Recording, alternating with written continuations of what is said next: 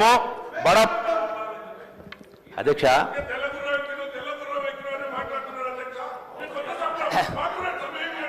अध्यक्ष अध्यक्ष अध्यक्ष प्लीज अध्यक्ष अध्यक्ष श्रीहरि गारू प्लीज अध्यक्ष गौरव శాసనసభ్యులు కేటీఆర్ గారు మాట్లాడుతూ రెండు మూడు విషయాలు ప్రస్తావించారు. ప్రధానంగా ఒకటి పాలమూరు జిల్లాను సస్యశ్యామలం చేసిన ఒకటి మాట్లాడిండు. రెండవది ఈనాడు రైతు భరోసా గురించి మీరు ఇవెందుకు చేయలేదు అవెందుకు చేయలేదు మాట్లాడుతూ ఉన్నారు. అధ్యక్ష పాలమూరు జిల్లాను వాళ్ళు సస్యశ్యామలం చేసినామంటే ఏం మాట్లాడితే పాలమూరు జిల్లా ప్రాజెక్టు గురించి మాట్లాడారు. ఎన్నికల సందర్భంలో ఎన్నికల ముందు ఒక పంపును ఆన్ చేసి నార్లాపురి జిల్లాలో పోసి జాతికి అంకితం చేస్తున్నాం ప్రాజెక్టు పూర్తయిందని మాట్లాడినారు. నిజమా అబద్ధమా అధ్యక్ష? ఒకటి ఈరోజు కూడా ఒక సెంటు కానీ ఒక గుంట కానీ ఏ రిజర్వాయర్లకు మొత్తం 5 లిఫ్ట్లు ఉన్నాయి. సెకండ్ లిఫ్ట్ వరకే నీళ్ళు వచ్చే పరిస్థితి లేదు ఈనాడు. రెండవది ఈనాటికి కూడా కాలువలకు కానీ మిగతా దానికి కానీ ఇప్పటికీ అడ్మినిస్ట్రేటివ్ శాంక్షన్ లేదు. ఇంకా 40-50 వేల కోట్ల రూపాయలు ఖర్చు పెడితే తప్ప నీళ్ళు వచ్చే పరిస్థితి లేదు. నెంబర్ 1. నెంబర్ 2 అధ్యక్ష మిషన్ భగీరథ గురించి మాట నేను విన్నా అధ్యక్ష. మిషన్ భగీరథ గురించి మాట నేను విన్నా అధ్యక్ష. అదే నేను ఈ రోజు కూడా నేను ప్రూవ్ చేస్తా. రెండోది అధ్యక్ష ఒక నిమిషం ఇరిగేషన్ నుంచి మొత్తం పాలమూరు జిల్లా చేసినామంటే కాంగ్రెస్ హయాంలోనే ఆనాడు రాజశేఖర రెడ్డి గారు ముఖ్యమంత్రి ఉన్నప్పుడు కల్వకుర్తి లిఫ్ట్ అయినా భీమా అయినా నెట్టింపాడైనా కోయిసారా 8 లక్షల ఎకరాల ప్రాజెక్టు మంజూరు చేసి కాంగ్రెస్ ప్రభుత్వం రూలింగ్లో ఉన్నప్పుడే మొదటి లిఫ్ట్ని పంపు చేసి ఆనాడు శ్రీవారి సముద్రం నింపి నీళ్లు ఇచ్చే కార్యక్రమం చేసిన జరిగింది. వీళ్ళు 10 సంవత్సరాల పరిపాలన చేసిన తర్వాత 8 లక్షల కోట్ల రూపాయలు అప్పు చేసిన తర్వాత ఈనాటికి కూడా ఇదే భీమాలో ఇదే కల్వకుర్తిలో ఇదే నెట్టెంపాడులో ఈనాటికి కూడా ల్యాండ్ అక్విజిషన్ కూడా పేమెంట్ కానుడే డ్యూస్ చాలా ఉన్నవి. ప్రాజెక్టు పూర్తిగానే చాలా ఉన్నవి. పూర్తి ఆయకట్టు రాలేదు అధ్యక్ష.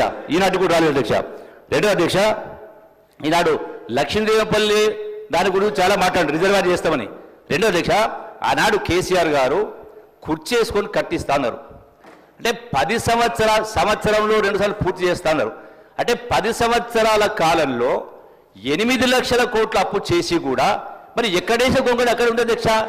అంటే అందుకనే అధ్యక్ష రెండవది అధ్యక్ష ఈనాడు మిషన్ భగీరథ గురించి నేను 100% రుజువు చేస్తా. ఈ రోజున చాలా గ్రామాల్లో మెజారిటీ గ్రామాల్లో ఎక్కడ కూడా 60-70% విలేజెస్లో నీళ్లు రావటం లేదు. రెండవది అధ్యక్ష ఏ పద్ధతిలో ఇన్ని వేల కోట్లు ఖర్చు పెట్టి దానిలో ఏం జరిగిందో తెలుసు నాకు అధ్యక్ష. సదుపాయం కూడా చెప్తాం. అంటే ఇప్పటికి కూడా ఆ డిజైన్ ప్రకారం ఎక్కడ కూడా నీళ్లు కరెక్ట్గా రావడం లేదు. నేను రుజువు చేస్తా. ఇంతకుముందు మాట్లాడినారు రామారావు గారు, నేను ఇప్పుడే రుజువు చేస్తాను, నా పదవికి రాజీనామా చేస్తాను. నేను కూడా సిద్ధంగా ఉన్నా అధ్యక్ష. అంటే ఈనాడు పాలమూరు ప్రాజెక్ట్ అయినా ఇతర ప్రాజెక్టులు కూడా చాలా జరిగినాయి, చాలా లోపల పడతాయి. రెండోది అక్కడ కాళేశ్వరం గురించి మాట్లాడు. మరి కాళేశ్వరంను ఆ స్థాయిలో ఇన్ని వేల కోట్లు ఖర్చు పెట్టి 8 లక్షల కోట్లు ఖర్చు పెట్టి ఏం జరిగిందో తెలియదు అధ్యక్ష. ఈనాడు రెండవది ఈనాడు దీని గురించి మాట్లాడుతూ ఉన్నారు. ఎందుకు మీరు రైతు భరోసా లేదు చేస్తున్నారు, వాళ్ళు చేస్తున్నారు, వీళ్ళు చేస్తున్నారు, ఇదేందుకు చేస్తున్నారు, అదేందుకు చేస్తున్నారు మాట్లాడుతున్నారు. దీనికి కారకులు ఎవరైతే అధ్యక్ష? అంటే రాష్ట్రాన్ని 64 సంవత్సరాలు పరిపాలించినట్టు సుమారు 14-15 మంది ముఖ్యమంత్రులు పరిపాలన చేస్తే ఉన్నటువంటి అప్పు 70,000 కోట్లు. మీరు 10 సంవత్సరాల్లో ఒక ముఖ్యమంత్రి గారు 7 లక్షల చిల్లర అప్పు ప్లస్ విద్యుత్ సంస్థ మొత్తం 8 లక్షలు. ఇక్కడ ప్రస్తావిస్తున్నా గౌరవ గతంలో ఫైనాన్స్ మినిస్టర్ గారు హరీష్ రావు నేను ప్రశ్నిస్తా ఉన్నా అధ్యక్ష నిజాయితీ చెప్పడానికి కూడా ధైర్యం కావాలి. గత శాసనసభలో ఇక్కడి నుంచే నేను మాట్లాడినా. ఏమన్నా అధ్యక్ష మొన్న ఈ మధ్య కాలంలో కూడా పేపర్లు నేను చూసిన మేము చేసింది 3 లక్షల కోట్లే అప్పని మాట్లాడి అంటే ప్రజల్ని తప్పు పట్టించే ప్రయత్నం చేస్తారు. నేను మళ్ళీ అడుగుతా ఉన్నా, ఈ రోజున మీరు ఇరిగేషన్ పైన చేసిన అప్పు సుమారు 1,00,000, 2 లక్షల కోట్లు, 3 లక్షలు అప్పు చేసినారో దానికి అప్పు ప్రభుత్వం గ్యారెంటీ ఇచ్చినప్పుడు ఈ అప్పు కట్టే పద్ధతి ప్రభుత్వం చేస్తుందా? రైతుల దగ్గర మీరు ఆ డబ్బులు వసూలు చేసి కడతారని చెప్పండి, దమ్ము చెప్పండి. అట్లాగే మిషన్ భగీరథ పేరు అప్పు చేసినా చేయలేదా? రైతుల నుంచి ఆ 50,000 కోట్ల అప్పు వసూలు చేసి కట్టారా మీరు? ప్రభుత్వం కట్టద్దా? అంటే అందుకనే ఎంత గొప్పగా మాట్లాడినాం. ఎంత పాండిత్యం కూడా లెక్క కాదు అధ్యక్ష. నిజాయితీగా మాట్లాడాలి. నేను రుజువు చేయాలన్నప్పుడు నేను ఇప్పుడు రాజీనామా చేస్తా చెప్పండి మరి. అందుకని ప్రజల్ని తప్పుదో పట్టించే ప్రయత్నం చేయొద్దు. నిజాయితీగా మాట్లాడండి. మాట్లాడిన 4 ముక్కలే నిజాయితీగా మాట్లాడే కార్యక్రమం చేయనని నేను సభ ద్వారా విజయం చేస్తా ఉన్నా. ఈరోజు ఇవన్నీ ఆలోచన కారణం ఎవరు? మీరు ఇన్ని లక్షల ఈరోజు నెలకు 6,500 కోట్ల రూపాయలు వడ్డీ అసలు కట్టాల్సి వస్తూ ఉంది. మీరు ఈ అప్పు చేయకపోయి ఉంటే ప్రతి నెల రైతు భరోసా ఇస్తా ఉంది. ఇంత అప్పు చేయకుండా ఉంటే 2,000 కోట్లు వడ్డీ కట్టకుండా ఉంటే దీని మొత్తం కారకులు మీరై మళ్ళీ తగుదలమ్మా అని ఆరోపణ ఎంతవరకు సమంజసం, ఎంతవరకు న్యాయం అధ్యక్ష? దయచేసి గమనించాలి సభ్యులు. అధ్యక్ష, మంత్రి గారు ఏదో నిజాయితీ గురించి మాట్లాడినారు. నిజాయితీ గురించి మాట్లాడారు అధ్యక్ష. నిజాయితీ గురించి మాట్లాడితే అధ్యక్ష, ఇదే మంత్రి గారు గతంలో కేసీఆర్ గారు ఎంత గొప్పగా పరిపాలించారో చెప్పిన మాటలన్నీ ప్లే చేయమంటే చేస్తా. ఒకటి. రెండో అధ్యక్ష, హరీష్ రావు గారు ఇంత స్పష్టంగా శాసనసభలో నిన్నగాక మొన్ననే కదా అధ్యక్ష మొత్తం ఆర్బీఐ లెక్కలు వివరిస్తూ సావధానంగా ఏం చెప్పారు అధ్యక్ష? సంవత్సరానికి మా ప్రభుత్వం కేసీఆర్ గారు ప్రభుత్వం చేసిన అప్పు 40,000 కోట్లయితే మీ ప్రభుత్వం సంవత్సరంలోనే చేసిన అప్పు 1,27,000 కోట్లు. ఇది ఆర్బీఐ లెక్క. రేవంత్ రెడ్డి లెక్కనో జూపల్లి కృష్ణారావు లెక్కనో చెల్లది, ఆర్బీఐ లెక్కనే చెల్తది. అధ్యక్ష, వాళ్ళు ఒకటే అబద్ధాన్ని 100 సార్లు చెప్పి నిజం చేద్దాం అనుకుంటే ప్రజలు నమ్మరు అధ్యక్ష. ఇంకొక మాట చెప్తా ఉన్నా అధ్యక్ష, మంత్రి గారు చెప్తున్నారు, ఏదేదో చెప్తా ఉన్నారు, రాజీనామా చేస్తా, ఇది చేస్తా, అది చేస్తా. అధ్యక్ష, ఇదిగో మహబూబ్ నగర్ లెక్క ఇది అధ్యక్ష. మహబూబ్ నగర్ లో ఆనాడు పెండింగ్ ప్రాజెక్టులుగా వదిలిపెట్టిపోయిన కేఎల్ఐ, భీమా, నెట్టెంపాడు 4,000 కోట్ల రూపాయలు ఖర్చు పెట్టి 6.5 లక్షల ఎకరాలకు నీళ్లు ఇచ్చిన మాట వాస్తవమా కాదా? మంత్రి గారు గుండెమి చేసుకొని చెప్పాలా అధ్యక్ష. పాలమూరులో ఈ రోజు వ్యవసాయ విస్తీర్ణం పెరిగిన మాట వాస్తవం కాదా అధ్యక్ష? ఇంకా వారు ఏదేదో మాట్లాడుతున్నారు. 8 లక్షల కోట్ల పని ఒక ఆయన, 7 అని ఒక ఆయన, 10 అని ఒక ఆయన. నోటికి ఎంతో వస్తే అంతేనా మంత్రులు అంటే చదువుకొని రావాలి. ఎటువడితో వచ్చి మాట్లాడతాం ఇష్టం ఉన్నట్టు ఎట్లా సార్ అధ్యక్ష? ఏం సార్ ఇది? నేను గౌరవ సభ్యులు ఛాలెంజ్ చేస్తా ఉన్నారు. మీరు స్వయంగా అరగంట టైం ఇచ్చి రికార్డు ఇప్పియండి. నేను చెప్పింది అబద్ధమైతే వీళ్ళు ఒప్పుకోవాలా? ఒకవేళ మీరు చేసినటువంటి ఇరిగేషన్ ప్రాజెక్టుల మిషన్ బగిలి చేసిన అప్పును రైతులు భరిస్తారు, నీళ్ళు ప్రజలు భరిస్తారని చెప్పండి. లేదంటే ఆ పని ఒప్పుకోండి. ఈ రెండు నిజం కాదంటే నేను సిద్ధంగా ఉన్నా, నేను మాట కట్టుబడి ఉంటా. అందుకని నిజం చెప్పడానికి ధైర్యం ఉండాలి అధ్యక్ష. అబద్ధ ప్రజల్ని సభ ద్వారా తప్పుదో పట్టించే ప్రయత్నం చేయొద్దు.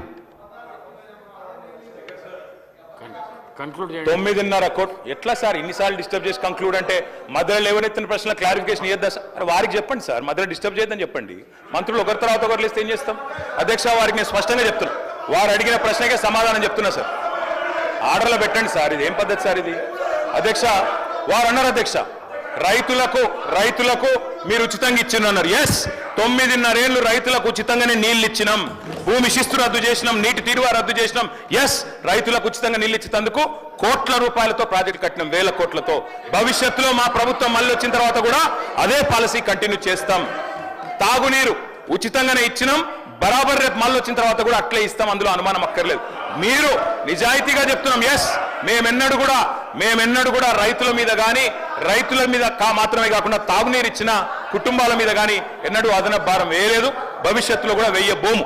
అదేవిధంగా అధ్యక్ష, ఇంకొక మాట వారు చెప్పింది వాస్తవమా సార్? 8 లక్షల కోట్ల అప్పని ఒక ఆయన అంటారు, 10 లక్షల కోట్ల అప్పని ఒక ఆయన అంటారు.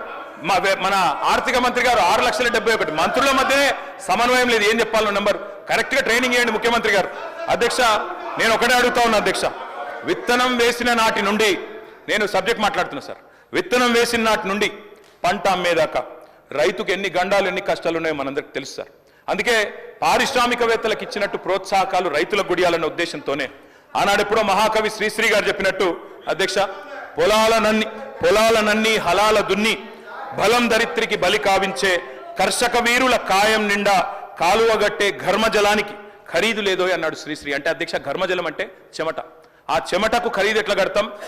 రైతే కులమేదైనా, ఆయనకున్న విస్తీర్ణం ఎంతైనా రైతే తెలంగాణలో. కాబట్టే మేము వ్యవసాయ స్థిరీకరణ కోసం ఆనాడు పరిమితి పెట్టకుండా అందరికి ఇచ్చే ప్రయత్నం చేసినాం. ఐటీ అని, పాన్ కార్డు ఉందని, ఐటీ ఉద్యోగులని లేదా పోడు పట్టాలని, ఒక పంట అని తప్పించుకునే ప్రయత్నం చేయలే అధ్యక్ష. కౌలు రైతులు ఎదురు చూస్తున్నారు ముఖ్యమంత్రి గారు.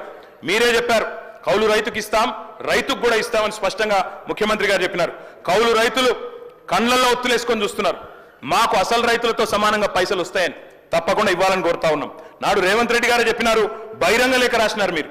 22 లక్షల మంది ఉన్నారు కౌలు రైతులని. నేను ప్రభుత్వాన్ని అడుగుతా ఉన్నా, అనుభవదారుడి కాలం పెట్టినారు నిన్న మీరు భూభారతిలో. తప్పకుండా అనుభవదారుడి కాలం వచ్చిందంటే కౌలు రైతులు ఎవరో కూడా మీకు తెలుసు. ఆ 22 లక్షల మంది కౌలు రైతులకు ఎవరికైతే మీరు బహిరంగ లేఖ రాసినరో వారికి రైతుతో సమానంగా, భూ యజమానితో సమానంగా రైతు భరోసా ఇవ్వాలని చెప్పి కూడా మేము డిమాండ్ చేస్తా ఉన్నాం అధ్యక్ష. ఇంకొక మాట అధ్యక్ష, ఇందాక మా మిత్రుడు మాట్లాడుతూ చెప్పారు, మా విజయరమణారావు గారు, వారు అన్నారు అధ్యక్ష బోనస్ ఇచ్చినాం అని చెప్పినారు అధ్యక్ష. ఇది అధ్యక్ష FCI food corporation of India వాళ్ళు FCI వాళ్ళు ఇచ్చిన రిపోర్ట్ అధ్యక్ష.